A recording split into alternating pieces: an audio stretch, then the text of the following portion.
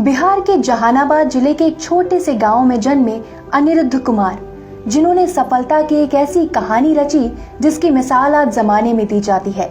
आज की इस अंग्रेजी मीडियम वाली हाई क्लास दुनिया में हिंदी मीडियम के अनिरुद्ध कुमार ने यूपीएससी में हिंदी से टॉप कर छात्रों को उम्मीद की नई किरण दी है। उनका हौसला दोबारा सुदृढ़ किया है। अनिरुद्ध कुमार की ये कहानी आपके विचारों की नकारात्मकता को पूरी तरह बदल देगी और आपके अंदर सफलता पाने के जोश और जुनून की आग को फिर से जला देगी। आइए जानते हैं अनिरुद्ध कुमार के सफलता के सफर की अनोखी कहानी को, जो किसी हिंदी सिनेमा से कम नहीं, जहां वो स्वयं तो सफल हुए ही, साथ ही अपनी पत्नी को भी इस सफलता का साथी बनाया। अनिरुद्ध कुमार का पालन पोषण व प्रारंभिक शिक्षा दीक्षा जहानाबाद में ही हुई थी, एक ऐसा जिला जो कभी नक्सली गतिविधियों का गढ़ हुआ करता था। आए दिन गांव के गांव नरसंहार की भेंट चढ़ जाते थे। अनिरुद्ध बताते हैं कि वो सब काफी डरे रहते थे कि कब हमारे गांव का नंबर ना आ जाए। उनकी प्राथमिक व उच्च प्राथमिक की शिक्षा गांव में ही हुई। फिर उनके पिताजी को कानपुर में रेलवे के ठेके का काम मिल गया और उनका पूरा परिवार कुछ समय के बाद कानपुर आ गया। अतः 10वीं व उसके बाद की उनकी पढ़ाई कानपुर में हुई। अनिरुद्ध पढ़ने में शुरू से ही अच्छे थे, अतः सबकी उम्मीदों से उनके प्रदर्शन पर दबाव बढ़ता गया और खेल व अन्य सांस्कृतिक गतिविधियों से वो दूर होते गए। इसका मलाल आज भी उनके अंदर है। उनका और सबका ये मानना है कि पढ़ाई के साथ अन्य गतिविधियों का व्यक्तित्व के विकास में महत्वपूर्ण योगदान होता है।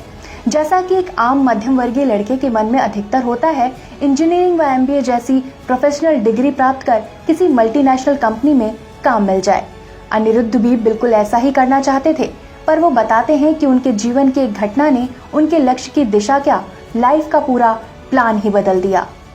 हुआ कुछ यूं कि कानपुर में उनके पिताजी ने अपनी कमाई जोड़कर एक छोटी सी जमीन खरीदी थी, पर कुछ राजनीतिक जुड़ाव रखने वाले दबंगों ने इस पर अवैधानिक रूप से कब्जा कर लिया। उनके पापा ने काफी हाथ पैर चलाए, पुलिस में शिकायत भी दर्ज कराई, पर कहीं कोई असर नहीं दिखा। सब कुछ शून्य का शून्य बना रहा। पिताजी की खून पसीने की कमाई से खरीदी वो जमीन उनके लिए कितनी कीमती थी, उस वक्त वो ही जानते थे।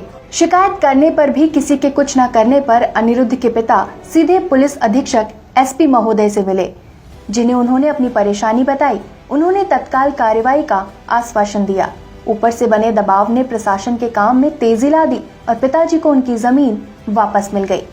अनिरुद्ध कहते हैं, बस इसी घटना ने मेरी सोच को पूरी तरह बदल दिया और वो इंजीनियरिंग के बाद सिविल सेवा की तैयारी करने लगे।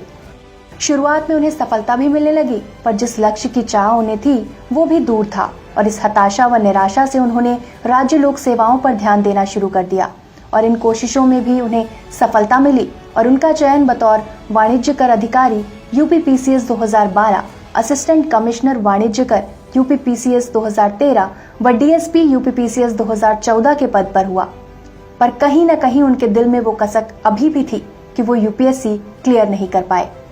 पर कहते हैं ना, होनी को कौन टाल सकता है। इस बीच उनके जीवन में एक सुखद घटना ये हुई कि 2015 में उनकी शादी आरती सिंह से हुई। वो दोनों पहले से ही काफी अच्छे दोस्त थे। आरती भी उत्तर प्रदेश में बीडीओ के पद पर कार्यरत थी, पर यूपीपीएससी पास न करने की पीड़ा उनके मन में भी कहीं न कहीं अपना घर बनाए हुए थी। बस फिर क्या था, दोनों के मिलने से उनके हौसलों और इरादों की शक्ति भी दुगनी हो गई।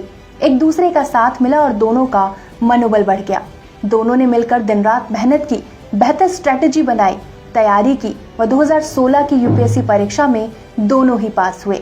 आरती को ऑल इंडिया रैंक 118 के कारण आईपीएस मिला और अनिरुद्ध को एएफएचक्यू।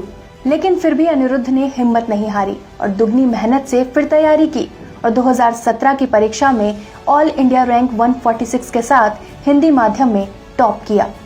जीवन में हर सुख दुख में एक दूसरे का साथ देने की कसम खाने वाले पति पत्नी ने इस कसम को बखूबी निभाया है।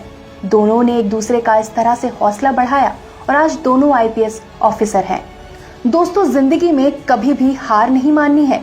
बस मन में यह दृढ़ निश्चय हो कि लक्ष्य पाने तक रुकना नहीं है, तो हम बड़ी से बड़ी लड़ाई लड़ भी सकते हैं और जीत भी। बस जरूरत है तो पक्के इरादों की,